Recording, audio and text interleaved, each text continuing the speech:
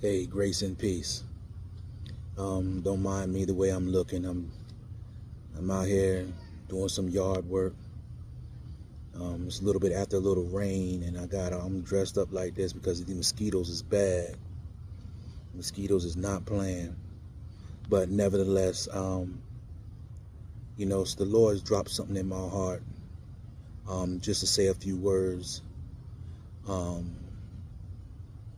And lots of times when the Lord gives me a word to give to someone, even though some may not respond because of condemnation, guilt or shame, being the victim or the victimizer, is all good as long as that word gets out to somebody, even if it gets out to one. That's what people fail to understand. It does not need to get out to a multitude. All it has to do is reach one.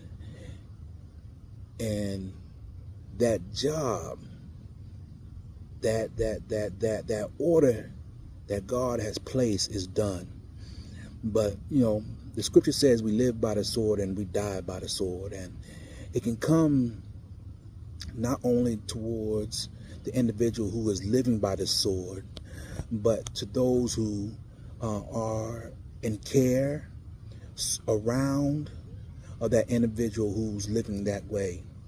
And I want to say to that man or that woman who is contemplating on committing a crime of taking somebody else's life or causing detriment or harm to someone, I want you to think about this before you do it, and listen and hear and know what the consequences are.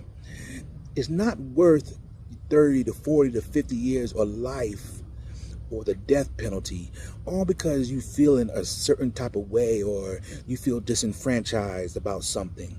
So I want to encourage someone here today that before you commit that crime or that offense, that act of lawlessness, think about who you're going to hurt, why you're going to hurt them, and do you need to take it to that extent? Think about it, especially if you have children. It's not worth your children growing up without a father or a mother. So just keep this in mind. Before you commit that offense, know that the eyes of the Lord is watching, and he desires of you to give it to him.